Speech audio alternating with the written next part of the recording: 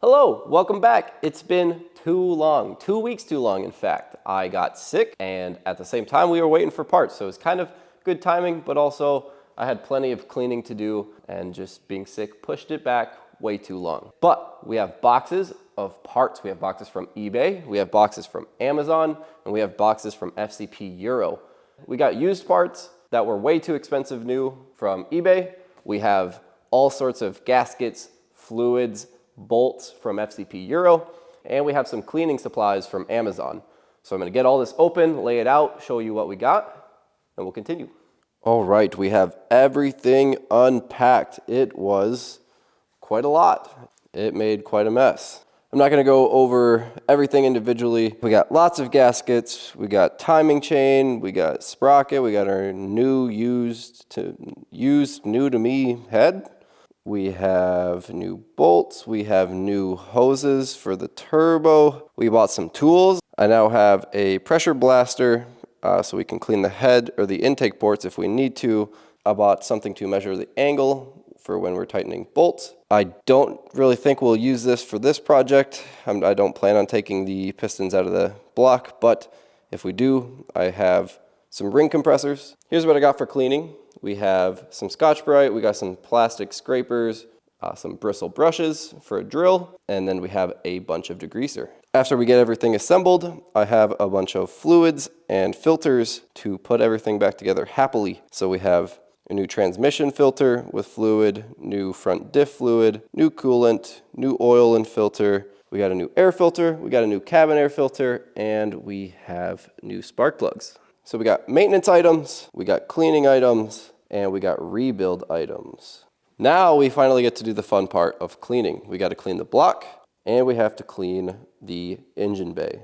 Both are filthy, and I will not be putting them back in the car the way they are. So now what's probably going to be a couple hours for me of cleaning will be a nice little 5-second montage for you. All right, you're currently looking at the driver's side of the engine bay. We are going to clean this side first, and then I'll clean the other side, and yeah, easy peasy.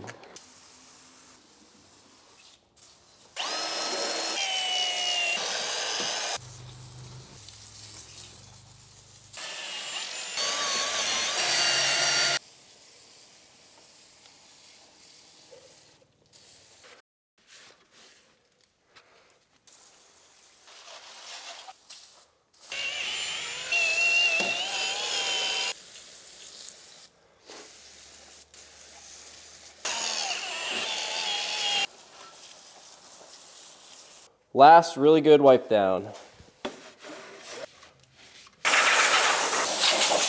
All right, this turned out way better than I thought it was gonna turn out. I really didn't think that there was so much aluminum under all of that oil and gunk. I mean, it's still a little dirty, but this looks pretty good. All right, we're gonna tackle cleaning the front and the hot side of the engine quick.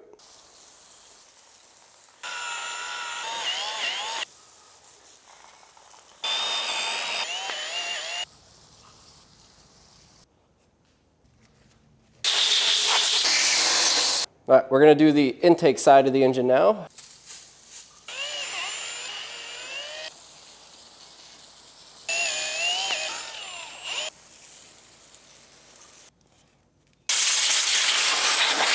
Okay, some afters. Obviously, like I said, it's not perfect. I'll get a close-up look. I didn't do perfect, but it is much, much better. We'll be able to see any issues in the future. This side didn't clean up nearly as well as the other side, but again, not going for perfection.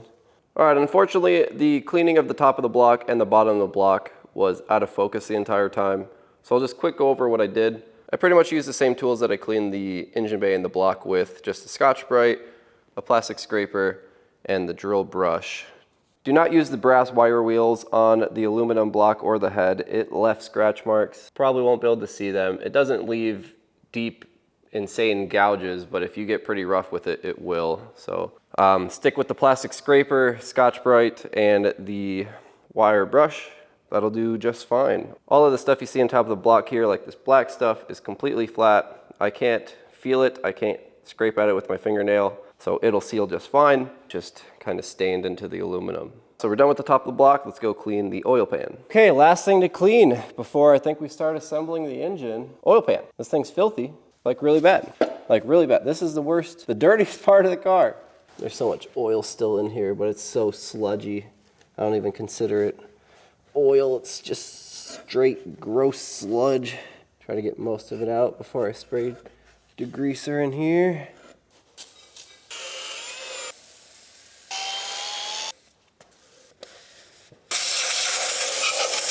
There we go. That is a clean inside. Now we gotta clean the outside.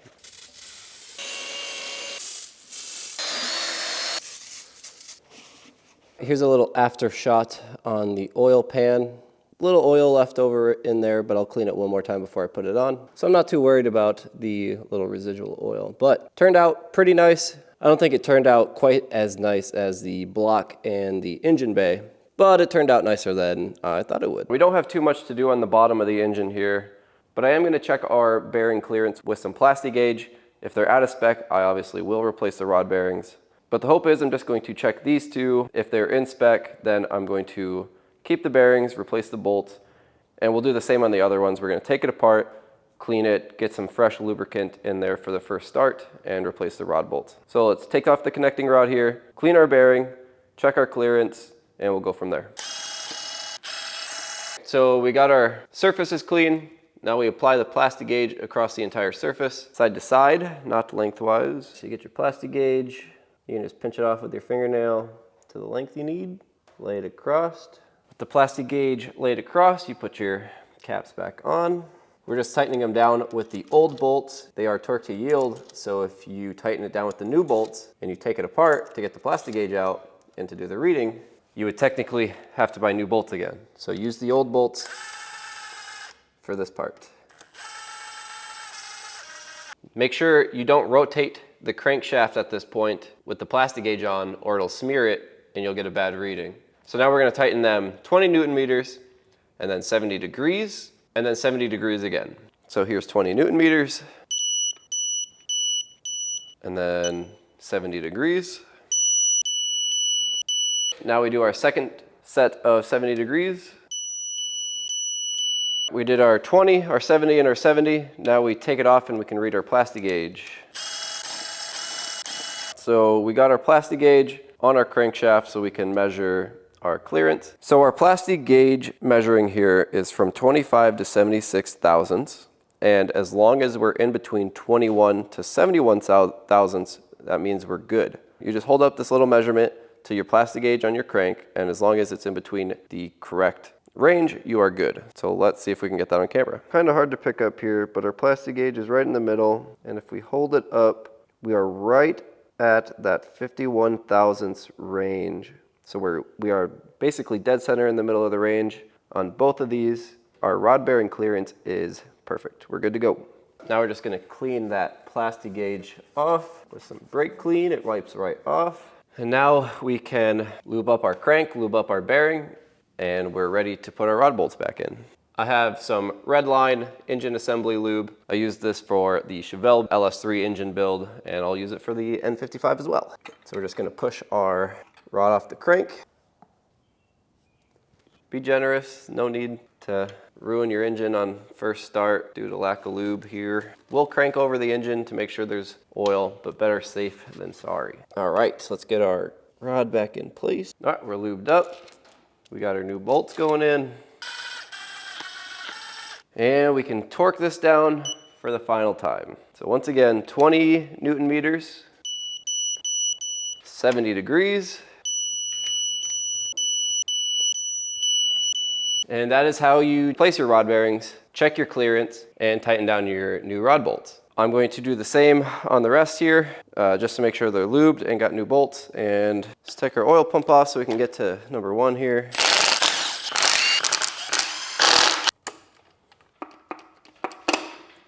Took off our oil pump so we can get to the last 2 cylinders, 1 and 6 here. Clean, lube, now we can assemble. All right, there we have it. Bottom end of the block is assembled. I'll put the oil pump back on quick and then it'll be assembled.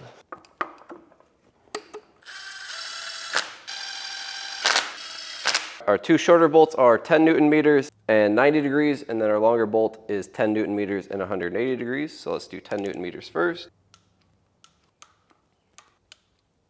Now we're just going to do 90 degrees by eye. So we'll go from here, straight down, and then this one will go from here to straight down. Okay, oil pump torqued. Next, we have this sprocket here, and this is 20 Newton meters, and then 45 degrees. Put my torque wrench on, hold it with my leg here, and we'll just do 45 degrees. There we go, there's 45. All right, and then these two little ones are just 4 Newton meters, or, yeah, 4 Newton meters. That's why you don't do that. Well, that serves me right. I got lazy and I ugga-dugged a very small aluminum bolt, and it broke. Luckily, I already have extractor bits, so I extracted our old bolt. I mean, this bolt's not really doing too much. So I just went to the local hardware store and I bought a couple bolts to replace both of them with. And this time, really, you know, just hand tighten these.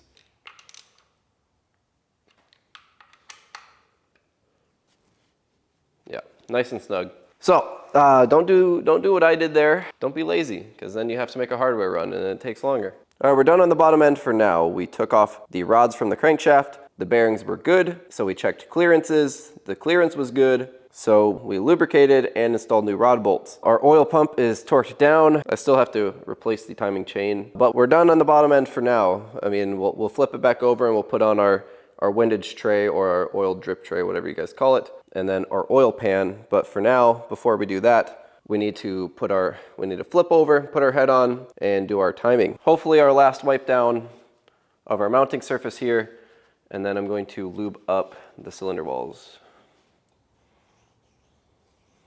So I'm just using normal engine oil for this.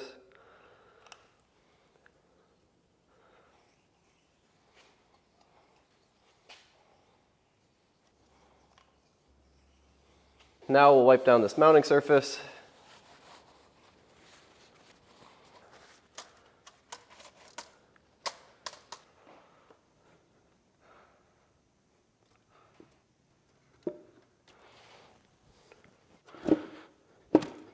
Okay, we're going to take our intake side apart correctly this time so we can look at all our mounting surfaces and lube them up, and we'll put it back together. So I bought the tool to do this correctly this time. Okay, I did it that first time just to make sure I knew what I was doing, but you can see here we got that lever on the spring, and then we tighten this top piece to the top of the spring. It latches on like right here, and then we just squeeze together and it latches in place.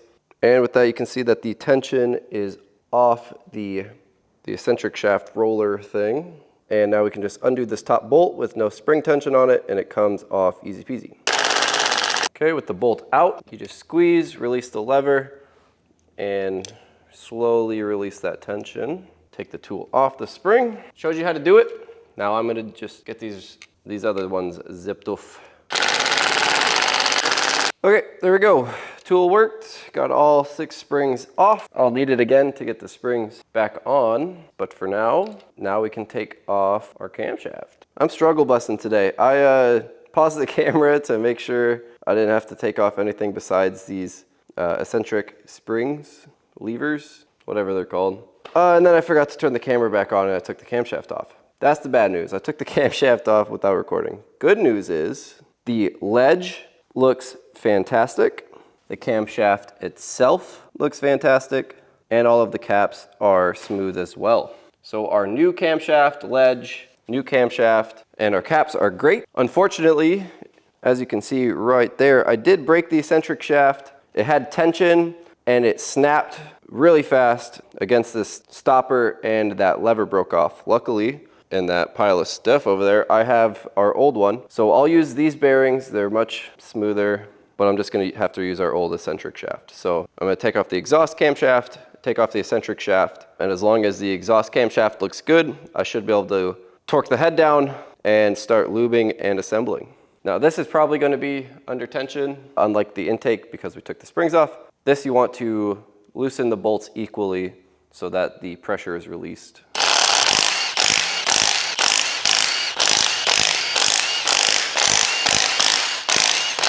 Okay, let's see what our exhaust camshaft looks like. And our exhaust side looks fantastic. There's the bottom ledge, there's the camshaft, and our top ledge. With the exhaust camshaft out of the way, now we can replace our eccentric shaft since I broke this one. So right now this rolls freely. Should be no tension on this.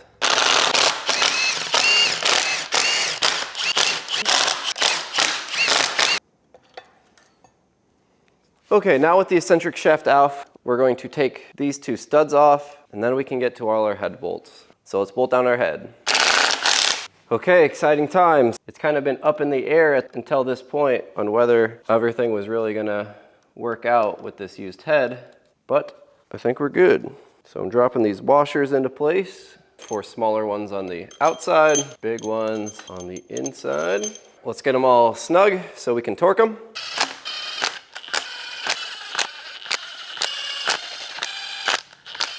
Okay, here we go. So we're starting here in the middle. We go 30 degrees, 1, 2, 3, 4, 5, 6, 7, 8, 9, 10, 11, 12, 13, 14.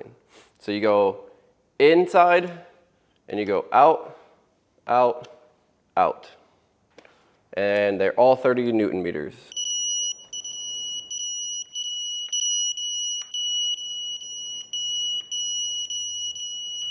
So we're at 30 foot-pounds all the way around. Now we do 90 degrees. All right, and what I'm gonna do as I do the 90 degrees is just quick put one little mark next to them. The bolt's recessed and they're black, so my black sharp is not gonna really show. But if it is marked next to them, I will know which ones I've done. And since I'm going around twice, eventually I'll have 2 marks next to each bolt.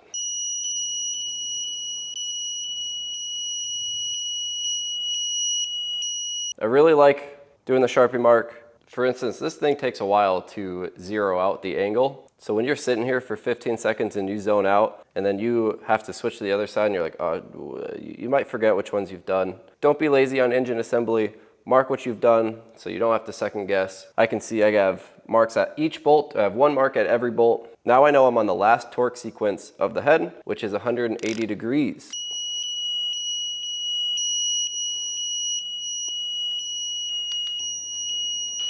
Okay, let's double check, make sure we got 2 marks next to all of them. We do, we do. The head is torqued. All right, with the head torqued down, we're gonna put our intake camshaft back on, and then our exhaust camshaft, and then our eccentric shaft. And then we can do the servo motor and the injectors and all of that. But first, just gonna take this stud off and put the intake and exhaust camshaft back on.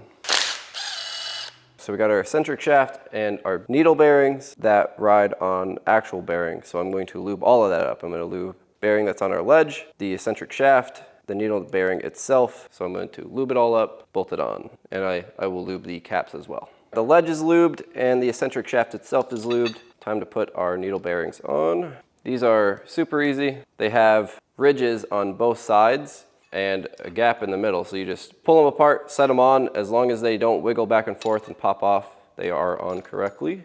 And I'm just gonna start with the middle here. General rule, usually just start with the middle. Put our cap on. Just gonna get these finger tight so that this is held in place. Perfect, now I can lube up the rest of these caps, put them all on, tighten it down. Just getting them snug with the impact. These are only 10 Newton meters. I double checked, 8.5.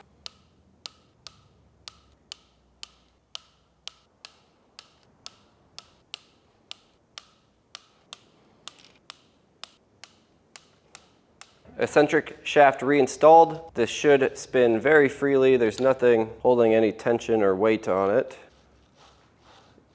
And I would say that's true. With the eccentric shaft in, we can put our intake camshaft back on. So I'm just gonna lube the ledge, lube the camshaft, lube the caps, bolt it on. Same thing as the eccentric shaft. When you're installing your intake camshaft, to get the timing correct, this data code should be facing up. Remember, these are all numbered. So this cap has a number 3 on it. So we go 1, 2, 3. So I install this one here. So we put intake camshaft on, cap 3 on the 3rd ledge.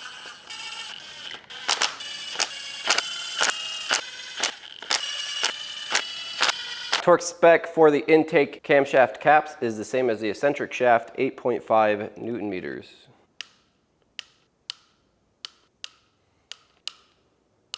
I grabbed a inch-pound torque wrench just because the foot-pound one is just so low in the range that it just doesn't click. So I'm gonna double check all these and start again here. If I would have just went for it, I would have snapped a bolt. Intake camshaft torqued down. Just gonna quick check and see if it spins freely. It does, so we're good to go there. So now we can go ahead and do our exhaust camshaft. Get all of our rollers back into position here. Make sure they're snapped on. And grab our bottom ledge, snap it into place. Wipe off all that old oil and get some assembly lube on it. Rinse and repeat, same thing, different side. We got the same data code on the exhaust camshaft, and then we just put on our top ledge. Torque sequence for this is in to out, and it is 8 Newton meters, same as the other shafts. Another thing to note here is that these flat ledges must be aligned. Of course, there is a special tool for this, and I don't have it. So we're gonna do our darndest. We're gonna do our dangest goodest to line them up. And if it's not good enough, we'll have to buy a tool. I'm gonna leave this wrench on here while I'm tightening this down. The lobes on cylinder 6 are pointing straight down. So when I'm tightening it down, it wants to go one way or the other. So I'm gonna leave this wrench on there so that I can straighten it out if I need to while I tighten this down. Oops, see, that's what I mean. There we go. So get that right back in the middle.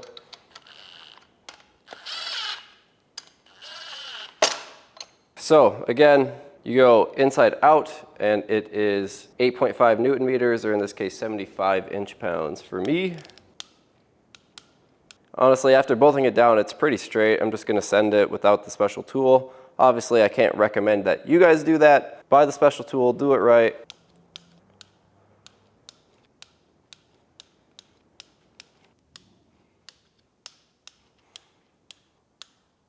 Exhaust camshaft torqued down. I'm gonna leave this in here just in case it does pop to one side or the other until I get my timing lockdown tool on, then I will take the wrench off. I forgot some head bolts, so we're gonna do that now. Look, I saw these on the floor, I'm like, oh, definitely need to do that. Luckily, the torque sequence is not out of order, everything's still okay. You still torque these inside to out, and then you torque these after. So nothing that I've installed afterwards would have affected this part. So we have 4 bolts total for this front timing area. 3 are longer than the others. The longer ones go on this far side and on the front, and the shorter one goes on the shortest portion. So 2 long in the front, 1 long in the back, and then the short one down in the side there. And then these get torqued to 22 Newton meters or 16 foot-pounds. And you do the 3 longer ones first and then the short one.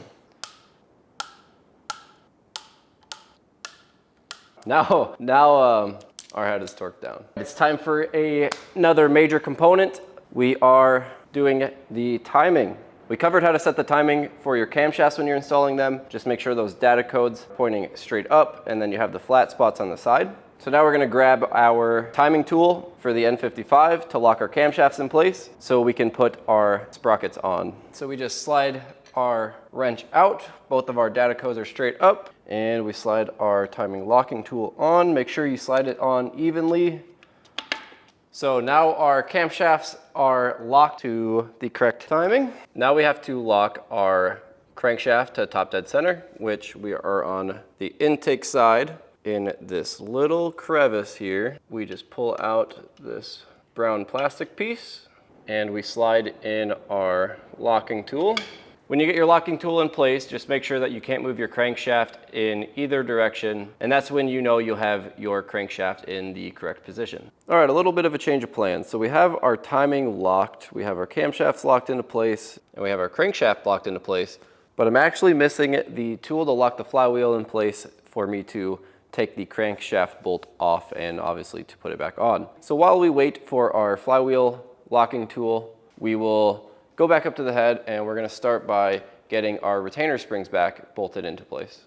Now I'm sure you guys just recently saw this process of taking this out, and it's very similar to the process of installing it. Slide the spring into the clamping spot of the tool, tighten it down the screw, and we're just going to do the opposite from before. Before we squeezed it, loosened the bolt, and released it. This time we are going to squeeze it, lock it in place, and bolt it down. So we start it by hand, get it snug, and torque it to 10 Newton meters or 86 inch-pounds in my case. And then we can release the pressure, take off the tool. After you mount it, just do a quick visual inspection to make sure that your spring retainer is in that little slot and that your intermediate levers are flush on the eccentric shaft. That's one done, and now you know how to do it. I'm just gonna knock out the rest quick. After each one, I'm just spinning the eccentric shaft to make sure it is operating correctly.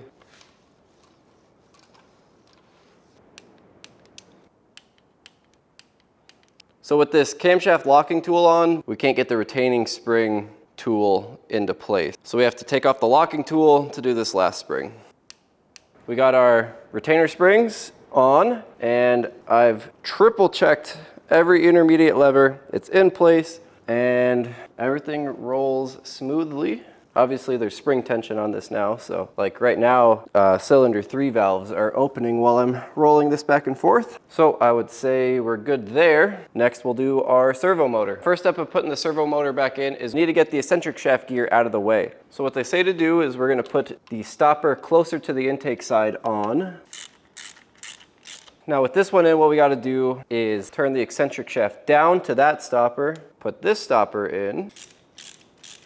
Now this does a couple things. One, our eccentric shaft is stuck in between these two stoppers. That's good because when this is under spring tension, it can spring back and forth. And if you remember, I broke my last eccentric shaft because when it was under tension, it snapped and hit the stopper and broke that piece right off. So with both of these stoppers on and the eccentric shaft in between, the gear is out of the way, so we can put our servo motor on. Now we can torque our servo motor to 10 Newton meters.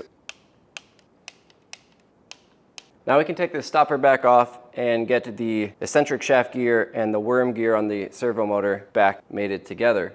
It's important that you have a wrench on the end to hold this snap so you don't break anything. So I'm gonna have to hold this while I get the stopper out, and then we will slowly release this pressure while we turn this to get the worm gear and this back in place. So holding the eccentric shaft and the stopper's coming out. Now with the stopper out, we can swing this eccentric shaft back into place and turn our gear at the same time, turning it all the way until the stopper is on the other side here. Now we can put the stopper back in place. And now we want to release the tension back to this other stopper. There we go. Now we can put our spray nozzle back on, and the torque spec for the spray nozzle is 10 Newton meters or 86 inch-pounds as well. All right, with our servo motor back installed, we can now work on getting our injectors back in. Before I continue on with the rest of the head build, I have an oil can here, and I'm going to just make sure everything is nice and lubricated before I put something on and makes it so I can't get to it. Oiling everything up here is just extra safe. You saw I lubed up the camshaft and the lobes. You saw I lubed up the eccentric shaft and all the lobes. Now I was just spraying some oil onto the valve springs and the rollers and the intermediate levers. On top of all of that, when we first go to start the motor, I will disable the fuel, just like we did for the compression test, and have the starter crank over the engine to make sure that we have proper oil on first startup. So these are all just precautions to make sure we are well lubricated for first start. Now this is a mating surface that has a gasket. So we're gonna make sure we clean our mating surface, our gasket, and then we can bolt this on. Not 100% sure if it matters, but in the assembly instructions, it says put that thicker part of the gasket over the hole side. So just slide the gasket over the dowels with this thicker part to the right.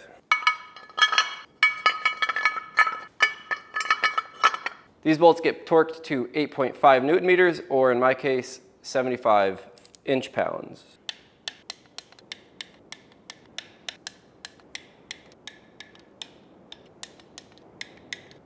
With that torqued down, we are ready to install our injectors. If you remember in the teardown video, I labeled our injectors 1 through 6, so I will be putting them back in the same spot. Before I install them, I'll quick show you when we put this cover on, you'll notice that we have a slot for our injector and then a slot to the bottom left of the injector, and that's where the plug-in goes. So when I'm putting this in, I have the plug-in for the injector at the bottom left corner. Honestly, it doesn't even seem like you need the slide hammers. You just slide them into place. There's no need for a special tool. Push it down, and then you're gonna have a bracket mounted anyway. Next up, we have our injector holders. These, you have this middle tang or prong in the middle, and then we have these long bolts to hold that down. Okay, so with our injectors in and the metal plate that holds the injectors in, you only want them hand tight so that you can still turn your injectors. Because what you're gonna do is you're gonna put this top plate on, and now we're gonna put this metal bracket on over the injectors.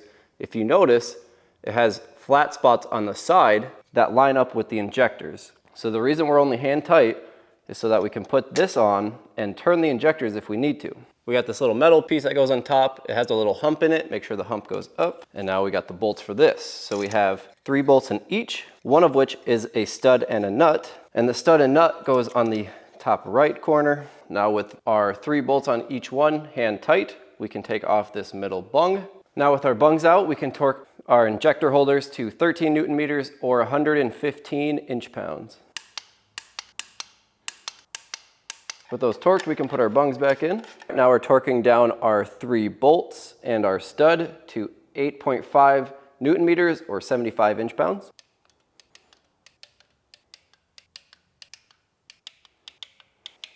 And finally, we just torqued down this bung to 25 Newton meters or 18 foot-pounds.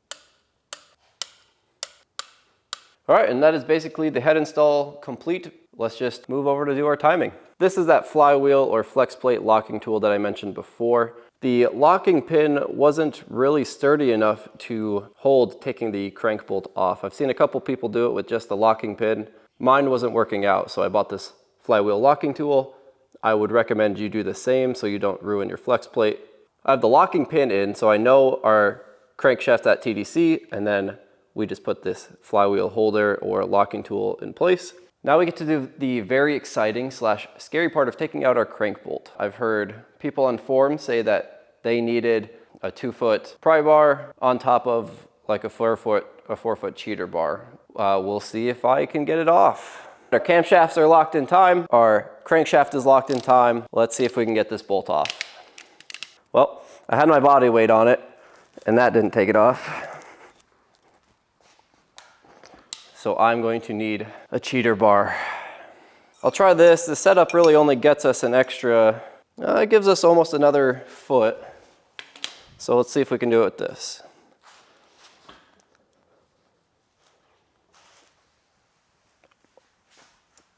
Woo! Yeah, that's good stuff. Woo! All right, that's all we needed. Just needed that extra foot. Crank bolt coming out. Now we can slide out this hub.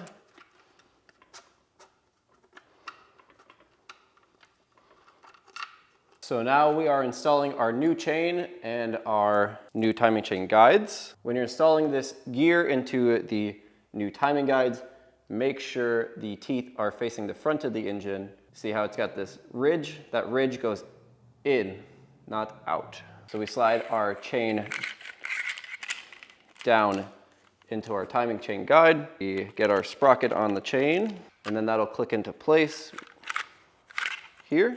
So it should look something like this. Now we can get our top piece on here, and that's just got these 2 little slots on the front and back that it sits on.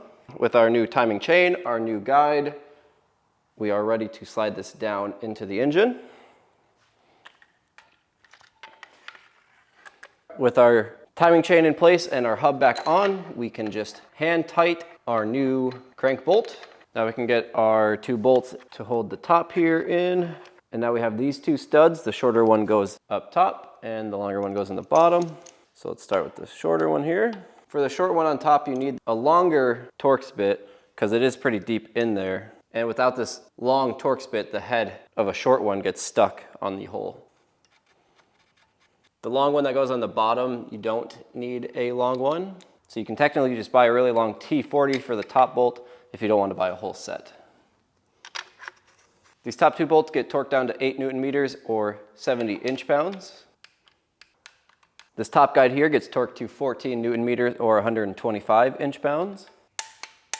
Now we can torque the bung down to 25 Newton meters or 18 foot-pounds. All right, now our bottom guide is going to get torqued to 20 Newton meters or 15 foot-pounds.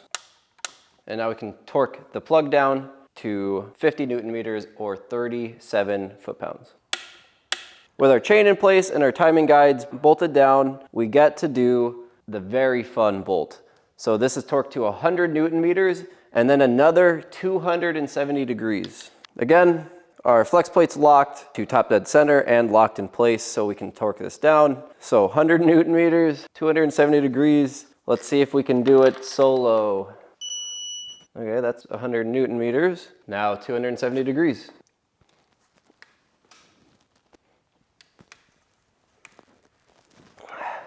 That's 120.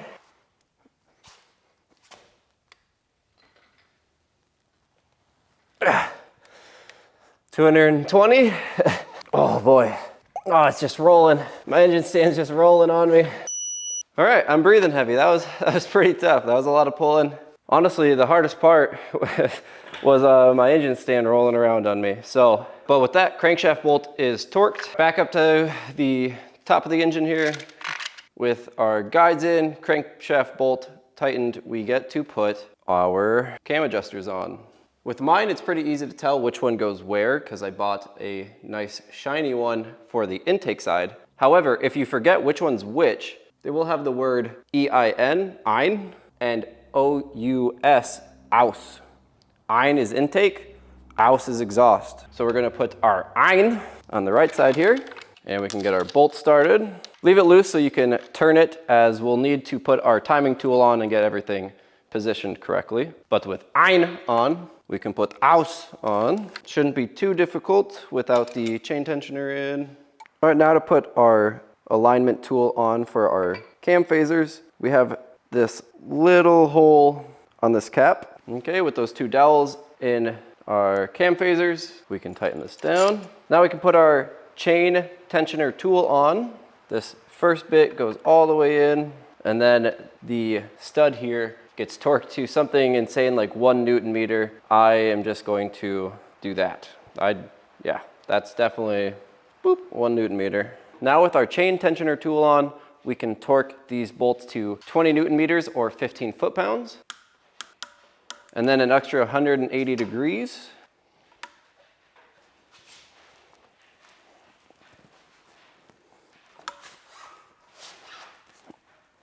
Now with our cam phasers bolted in, we can take out our chain tensioner tool and put the actual chain tensioner in. Look how beautiful this nice new shiny one is. And we torque our chain tensioner here to 55 Newton meters or 40 foot-pounds. All right, and that would complete our timing chain install. Now we can take off our 4 tools. We have 2 up here on the camshaft. We have the pin locating top dead center on the flywheel, and then we have our flywheel holder tool over here. So let's take all 4 of those off. With all those tools off, we rotate our crankshaft twice, which will mean our camshaft rotates once, and then we recheck timing, and if the timing is good, we're good. If the timing's good, we're good. Of course, while you're doing this, you shouldn't feel too much resistance here. If something's binding up and it doesn't feel right, double check your work.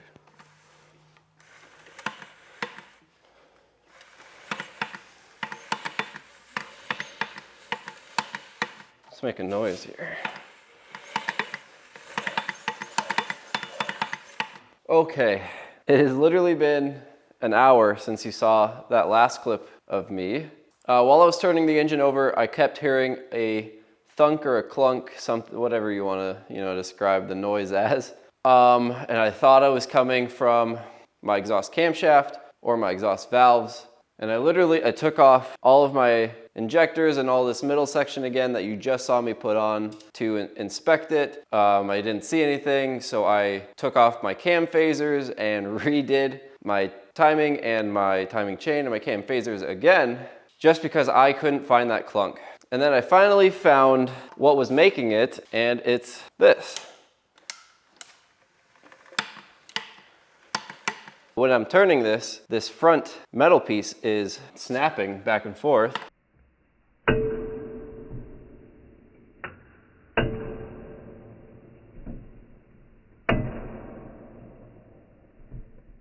So I finally found what was making the noise, and I Googled it, and there was one person that had a post about this that I found, and it was Simple Car Guy, who is also a YouTuber who has some build videos of an N55. So that's funny that you know, that coincidence there. But he said his was doing the same thing. He had a video showing it doing the same exact thing, and he was asking like, what is this? What did I do wrong? Nobody really had an answer. And one of his comments said, 2 years later, the motor is still going strong. So I'm gonna follow suit with that and keep on moving forward. Any BMW experts, please in the comments, let me know why this is doing that. Let me know if it's okay. Rather fix the problem now if anyone has any opinions on it before continuing. But for now, from what I've seen on the internet, this is fine, and we're gonna continue. So we're going to check our timing. That is where we should be. Right now, cylinder 6 is at TDC, which means cylinder 1 is at TDC, and both of our cam gears are pointing straight up, which means I've rotated this thing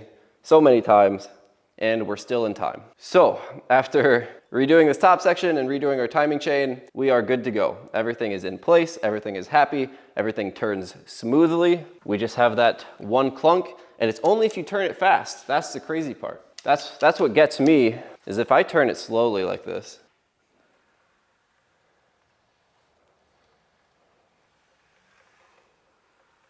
No clunk. It turns over super smooth. This thing only clunks if I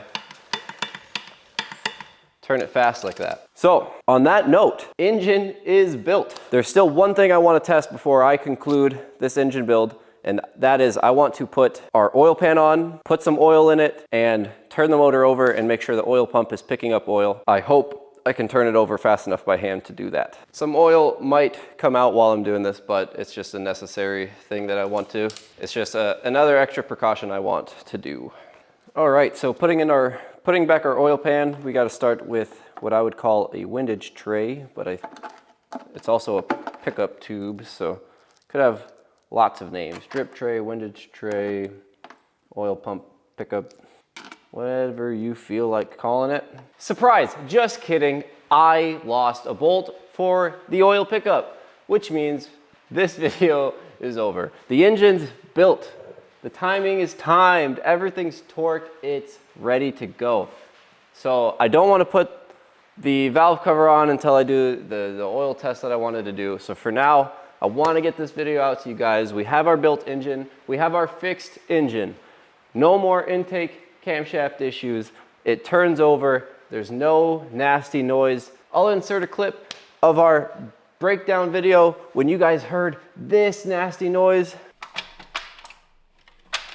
And now it's gone. It turns over like butter.